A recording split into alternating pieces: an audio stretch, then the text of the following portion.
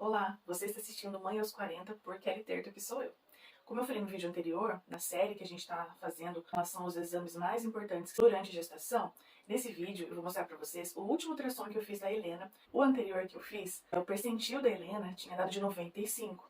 E isso foi um motivo para os médicos me pedirem mais um exame de glicemia e repetir o ultrassom, que vai ser o último ultrassom que eu faço antes do nascimento dela.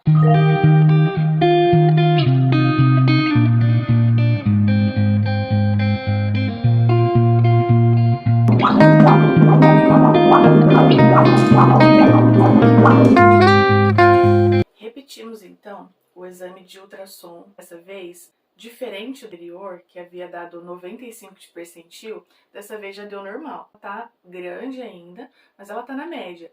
Lembra que eu falei pra vocês que os bebês entre 10 e 90, eles são considerados relativamente bebês de tamanho normal. Os bebês que passam de 90% do percentil são os bebês DIG e os abaixo de 10 são os bebês PIG, pequeno para a idade gestacional, e GIG, grandes para a idade gestacional. O ultrassom eu fiz com 37 semanas, hoje eu estou com 38, e nesse ultrassom o percentil da Helena já deu 78. Significa que ela é um bebê grande ainda, né? Porque 78 ainda é bastante. Porém, como eu sou alta, meu esposo é alto, nossa família são pessoas altas, então o percentil dela tá normal, tá dentro da expectativa. As medidas dela deram 50 centímetros e 3,2 kg, então ela tá grande e tá gordinha. Esse ultrassom que fizemos também foi um ultrassom com Doppler, né, que é um exame importante aí para estar sendo feito junto com o ultrassom normal para ver as medidas, né, e possíveis anomalias no neném. Nessa fase, como o bebê tá bem grande, fica muito difícil a gente enxergar ele como um todo.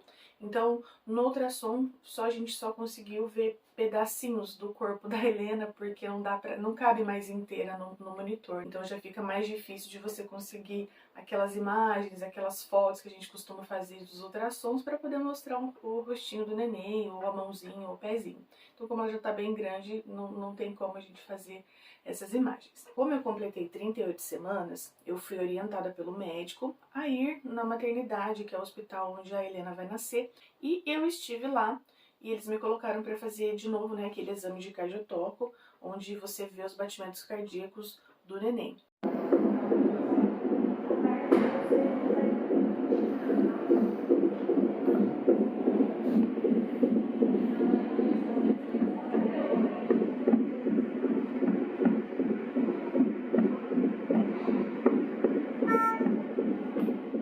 Dessa vez, lá no hospital, eu não precisei pegar aquela campainha e ficar apertando toda vez que ela se mexe, porque o próprio aparelho ele já detecta todos os movimentos do neném. E chegando lá, me colocaram num aparelho, tinha uma mãezinha em outro aparelho, e o meu ficava pitando toda hora.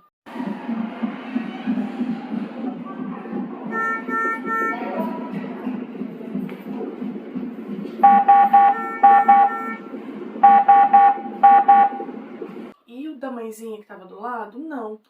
E aí eu chamei a enfermeira e perguntei pra ela, né? Falei, nossa, por que o meu fica pitando? Porque tava variando assim a frequência cardíaca de 140, aí quando chegava a 166, 165, ele apitava. E aí eu achei estranho, né? Porque era só o meu que tava pitando. Aí eu chamei a enfermeira e perguntei por que tava fazendo aquele barulho. E ela me explicou. Era porque o aparelho tava detectando os movimentos do neném. Ela falava chute, né? Mas acredito que seja todos os movimentos. Porque eu sentia, nas vezes que a Helena se movimentava, o aparelhinho fazia barulho.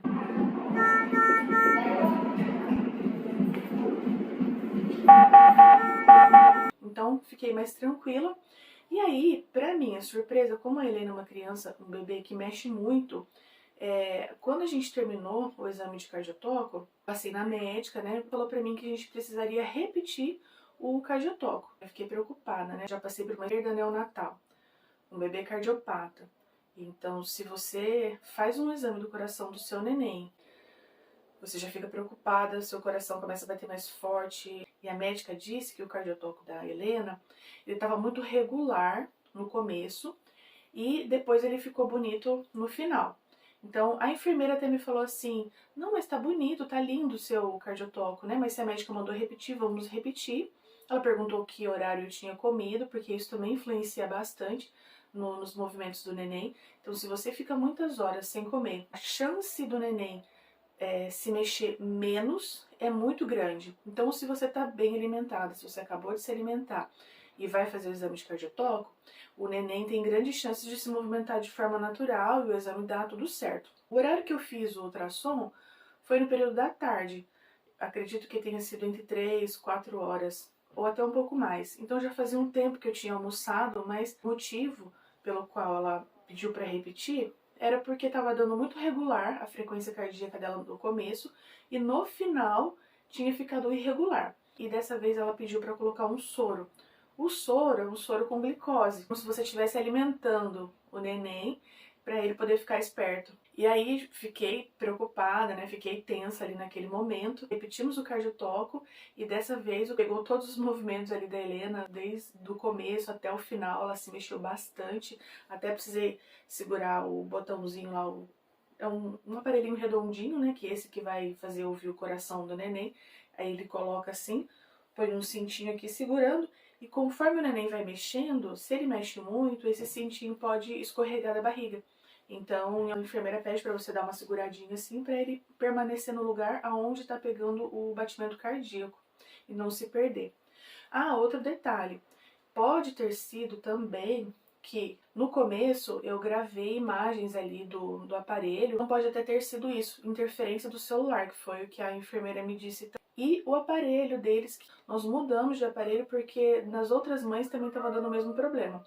Então, isso já fiquei mais tranquila, porque não era a Helena que estava ali com algum problema, né, alguma situação cardíaca da qual vocês que passaram por uma perda neonatal, como eu, né, tiveram um bebê cardiopata. Sempre que a gente passa por uma situação dessas, o coração da gente vai a mil, né, a preocupação vai lá nas alturas, os sentimentos já afloram na pele. Se você tiver com de 33 para cima aí, semanas, acredito que você também deve estar bem sentimental, bem chorona ou bem nervosa, porque é um momento que, pelo menos eu tô me sentindo assim. Todos os sentimentos para mim nesse momento são muito aflorados.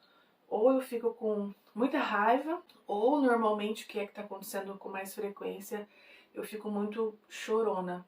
Então qualquer coisa que me fala, alguma coisa que eu vejo, filme, alguma coisa que eu ouço, um carinho que eu recebo, porque eu tô recebendo tanto carinho de pessoas que eu nem conheço com relação à minha gestação. As pessoas falam que estão me acompanhando, que me acompanham desde o início, desde quando eu estava grávida da Lívia e desde quando aconteceu, né, o que aconteceu com ela. Então, todo esse carinho que eu recebo aflora muito os meus sentimentos. Aí eu tenho vontade de chorar, tudo eu tenho vontade de chorar. Aí repeti, o cardiotoco deu tudo certo, tava bem irregular os movimentos, que é o que eles têm que ficar mesmo. Percebi que o batimento cardíaco dela, em muitos momentos, estava indo até 175 e o aparelhinho estava apitando bastante. Então eu falei, agora sim, é a Helena que eu tô acostumada, que se mexe bastante e que a gente tem certeza que tá tudo bem com o coração dela. Se Deus quiser, ele adquirir, tá tudo certo. Conforme nós vimos no ecocardiograma fetal, nos outros exames todos que a gente fez, mas principalmente no ecocardiograma. Se você ainda não assistiu o vídeo que eu postei falando dos exames mais importantes que você precisa fazer durante a gestação, eu vou deixar para você aqui embaixo na descrição desse vídeo, para você dar uma olhadinha ali, porque são muitos exames importantíssimos que a gente não pode deixar de fazer. Porque quando eu estava grávida da Lívia, eu tinha 39 e o ecocardiograma, ele não me solicitou. Então ele poderia ter solicitado e lá a gente poderia ter descoberto as cardiopatias dela. Mas não foi assim que aconteceu. E aí dessa vez a gente fez todos esses exames, eu sempre pesquiso, sempre converso, sempre procuro me informar quais exames mais eu teria que fazer para poder garantir que essa gestação está tudo bem. Toda gestação acima de 40 anos é uma gravidez de risco. Então hoje eu tenho 41 anos, em agosto eu faço 42. Eu acho que sim, a gente tem que se informar sobre todos os exames que têm que ser feitos, todos os possíveis exames que nos livrem da preocupação de ter uma surpresa no nascimento do nosso filho.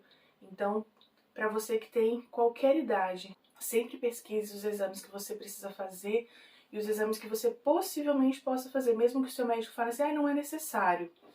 porque foi isso que me falaram quando eu tinha 39, que eu não sabia do ecocardiograma fetal e infelizmente eu não tive essa informação sobre esse exame. E quando eu fui questionar meu médico, ele me disse que ele não solicitou porque não tinha sido necessário. Nenhum exame meu e da Lívia na época não tinha dado nenhuma alteração, então por isso não foi...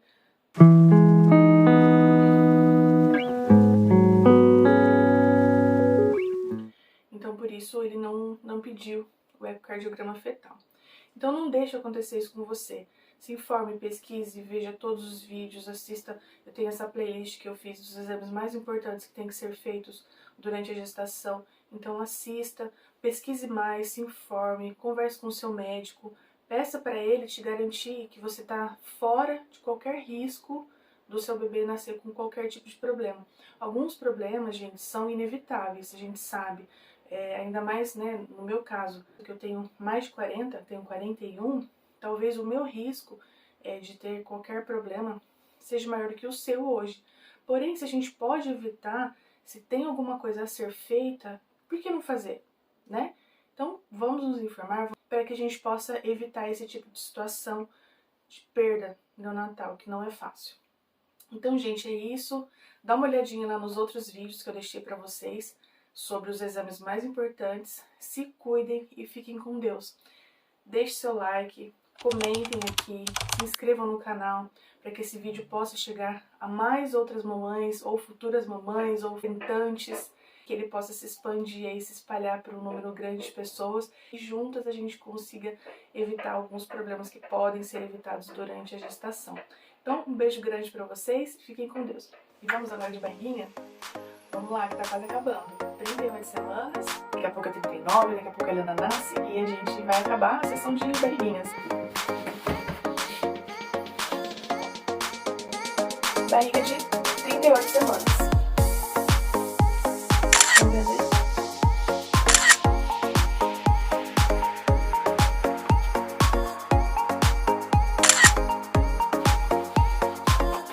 Beijo, mamães.